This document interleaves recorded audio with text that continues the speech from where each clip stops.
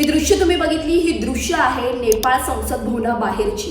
नेपाळ सरकारनं 3 सप्टेंबरला नेपाळमधल्या सोशल मीडिया ॲप्सवर बंदी घातली। यामध्ये फेसबुक, ट्विटर, इंस्टाग्राम, यूट्यूब सह 26 सोशल मीडिया ॲप्सवर बंदी घालण्यात आलेली आहे आणि याच विरोधात नेपाळमधील तरुणाई आक्रमक झाली आहे। नेपाळची राजधानी असलेल्या काठमांडूमध्ये संसद भवनाबाहेर तरुणाई वर्ग जमला आणि त्यांनी खूप मोठ्या प्रमाणात आंदोलन केले आणि या आंदोलनाला हिंसक वळण देखील लागले।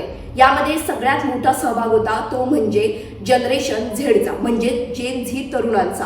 पण मुळात या सरकारनं या ॲप्सवर बंदी का घातली ते पण आपण जाणून घेऊयात। फेसबुक, यूट्यूब, इन्स्टा, ट्विटर सारखी काही ॲप्स नेपाळमध्ये नोंदणीकृत नाही। संबंधित प्लॅटफॉर्म्सची नेपाळच्या दळणवळण आणि माहिती तंत्रज्ञान मंत्रालयाकडे नोंदणी नाही। सरकारकडून संबंधित ॲप्सना 28 ऑगस्टला 7 दिवसांची मुदत देण्यात आली होती, मात्र ती मुदत 3 सप्टेंबरला संपली आणि सरकारकडून ॲप्सवर बंदी घालण्यात आली। आता यात दुसरा मुद्दा असा आहे की नेपाळचे पंतप्रधान के.पी. ओली आणि त्यांच्या सरकारवर गेल्या काही काळात भ्रष्टाचाराचे आरोप होत आहेत। यावरून सोशल मीडियात सरकारवर सातत्यानं विरोध पाहायला मिळत होता।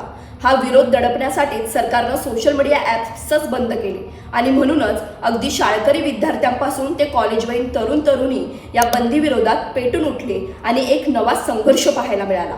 आणि या आंदोलनादरम्यान जवळपास 21 आंदोलकांचा मृत्यू झालाय। या आंदोलनानंतर काही ॲप्स चालू देखील करण्यात आले, मात्र हे पेटलेलं आंदोलन शमवण्याचा सरकार प्रयत्न करते आणि ते कितपत यशस्वी ठरते हे पाहणं आता महत्त्वाचं ठरणार आहे।